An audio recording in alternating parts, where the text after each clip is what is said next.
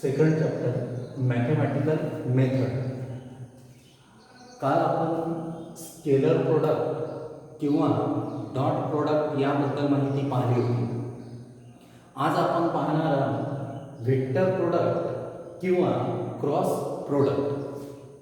Vector product किंवा cross product याची statement आहे, डेफिनेशन आहे की vector product or dot product of two vectors is equal to the product of magnitude of two vectors and the sign of smaller angle between them, and the vector's direction is represented by unit vector.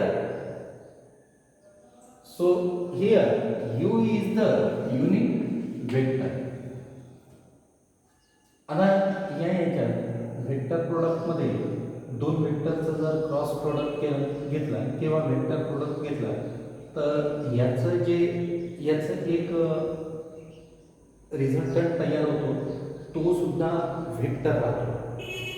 तर हा व्हेक्टरचं जे magnitude आहे ते या दोन व्हेक्टरच्या मॅग्निट्यूडचा product राहतो आणि त्याच्यामधलं जे अँगल आहे sine theta, smaller angle sine theta, आणि याचं डायरेक्शन आपण युनिट व्हेक्टरने दाखवतो, तर यू युनिट व्हेक्टर. तर याची स्टेटमेंट आहे की व्हेक्टर प्रोडक्ट और cross product of two vectors is a vector whose magnitude is equal to the product of two magnitude and the sign of smaller angle between them and its direction is given by the unit vector.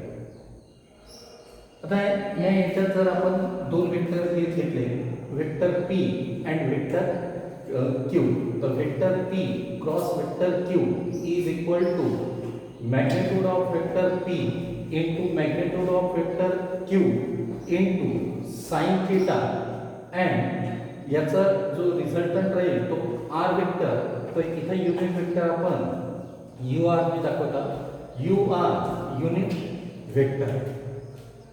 याचं जे हे vector p आणि vector q याचा जो resultant तयार होत आहे तो आपण राईट हँड स्क्रू रूलने दाखवतो.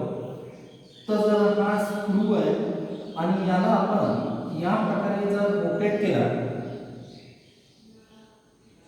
तर हे जे डायरेक्शन आहे हे डायरेक्शन या रिझल्टंट जे आहे, जो वेक्टर आपल्याला मिळत आहे त्याचं डायरेक्शन दाखवणार, ते आपण युनिट वेक्टरने दाखवतो. तर by right hand screw rule, if we rotate it by from vector p to vector q, then their resultant direction is given by ur unit vector. किंवा दुसरा जर q vector cross p vector जर केला तर इथं q vector cross p vector आणि इथं right hand screw rule जर यूज केला आणि रोटेट जर केला तर रोटेट केल्यावर हा जो वेक्टर तयार होतो एस वेक्टर, त्याचं डायरेक्शन जे आहे ते युनिट वेक्टरने दाखवतो, ते आहे यूएस युनिट वेक्टर. ते खालच्या डायरेक्शनला आहे आणि हे जे आहे ते अपवर्ड डायरेक्शनला राहणार, हे डाऊनवर्ड डायरेक्शनला राहणार.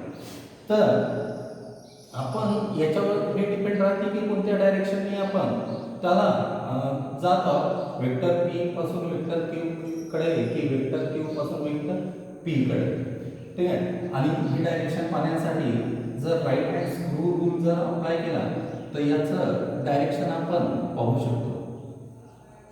त्यानंतर याच्या ज्या कॅरेक्टरिस्टिक्स आहे, पहिली कॅरेक्टरिस्टिक्स आहे की हे जे आहे कम्युटेटिव्ह लॉ सॅटिस्फाय करत नाही. कम्युटेटिव्ह लॉ सॅटिस्फाय करत नाही याचा अर्थ vector p cross vector q is not equal to vector q cross vector p. कारण याच्यात vector P cross vector q ला आपण जर लिहिलं तर तो ही p Q sine theta u r unit vector आणि vector Q cross vector p म्हणजे q p sine theta u s unit vector. पण जर आपल्याला याला क्यू पी ला जर पी क्यू जर लिहायचं आहे पी क्यू तर याचं डायरेक्शन चेंज होईल आणि इथे येईल sine minus theta u s unit vector आणि साइन मायनस थिटा म्हणजे मायनस साइन थिटा हे येईल minus p Q sine theta u s unit vector आणि p Q sine theta u r unit vector is not equal to minus pq sin theta u s unit vector. तर vector product किंवा cross product जर म्हटलं तर ते commutative law satisfy करत नाही. दुसरं आहे की ते डिस्ट्रीब्युटिव्ह लॉ सॅटिस्फाय करतात. डिस्ट्रीब्युटिव्ह लॉ सॅटिस्फाय करतात म्हणजे वेक्टर ए क्रॉस ब्रॅकेटमध्ये जर आपण घेतलं की vector B plus vector C किंवा याला या पद्धतीने आपण करू शकतो की vector A cross vector B plus vector A cross vector C म्हणजे हा डिस्ट्रीब्युटिव्ह लॉ सॅटिस्फाय करतो. मग काही आपल्याला स्पेशल केस पाहायचे आहे की दोन वेक्टरचा जर वेक्टर प्रॉडक्ट जर केला आणि त्याच्यामधलं जे अँगल आहे ते जर 0 आहे म्हणजे दोन्ही वेक्टर पॅरलल आहे तर अँगल 0 आहे आणि त्याचं वेक्टर प्रॉडक्ट जर घेतला की vector P cross vector Q तर याचा जो वेक्टर तयार होईल त्याचं रिझल्ट किती आहे ना 0 कारण साइन 0 इज इक्वल टू 0 तर 0 नी याला मल्टिप्लाय केला तर हे किती आहे 0. So vector P cross vector Q is equal to 0. दुसरी केस आहे की जर दोन्ही याच्यातला अँगल 180 डिग्री किंवा पाय रेडियन जर असेल म्हणजे ते जर अँटी पॅरलल जर असतात दोन्ही मॅग्नेट्यूड सेम आहे पण डायरेक्शन अपोजिट आहे अँटी पॅरलल आहे तर त्यावेळेस सुद्धा त्याचं जे रिझल्ट तयार होईल जो वेक्टर येईल त्याचं मॅग्नेट्यूड जे राहणार ते 0 राहणार तर vector P cross vector Q is equal to 0. तिसरी कंडिशन आहे की जर ते परपेंडिक्युलर आहे vector P cross vector Q perpendicular आहे म्हणजे अँगल इथे येईल 90 डिग्री आणि साइन 90 इज इक्वल टू 1. तर इथे येईल vector P cross vector Q is equal to p into q product of magnitude of two vector. तर vector P cross vector Q is equal to p. याचा अर्थ म्हणजे vector i unit vector i cross unit vector j is equal to unit vector k. त्याच प्रकारे unit vector j cross unit vector k is equal to unit vector i आणि unit vector k cross unit vector I is equal to unit vector J. नंतर आहे की जर दोन्ही vector सारख्या मॅग्नेट्यूडचे आहे म्हणजे vector P is equal to vector Q then mod of vector P cross vector P equal to mod of vector Q cross vector Q is equal to 0. ते दोन्ही सारखे आहे म्हणजे त्यांचं मॅग्नेट्यूड आणि डायरेक्शन जर सेम आहे म्हणजे याच्या ठिकाणी वेक्टर क्यू दोन्ही जर वेक्टर पी आणि वेक्टर क्यू जर सेम असेल याचा अर्थ आपण याला हे लिहू शकतो आणि product of vector P cross vector P mod मध्ये त्याचा रिझल्ट किती आहे ना 0. तर दोन वेक्टर जर सेम आहे तर पी आणि क्यू वेक्टर ही सेम आहे the mod of vector P cross mod of vector P is equal to mod of vector Q cross vector Q is equal to J. तर हेच आपण रूल जर unit वेक्टरसाठी apply केला तर हे येणार I unit vector cross I unit equal to J unit vector cross J unit vector equal to K unit vector cross K unit vector that is equal to J. Cross प्रोडक्टमध्ये दोन unit vector जर same आहे तर त्याचा cross प्रोडक्टचा answer किती येतं? जे. पाचवी प्रॉपर्टी आहे की वेक्टर पीला आपण त्याच्या कंपोनंटमध्ये जर डिवाइड केला म्हणजे vector P is equal to P X I unit vector plus P Y J unit vector plus P Z K unit vector आणि वेक्टर क्यूला सुद्धा त्याच्या various along the X Y Z axis कंपोनंटमध्ये जर divide केला तर हे येईल Q unit vector is Q vector is equal to Qx I unit vector plus Qy J unit vector plus Qz K unit vector.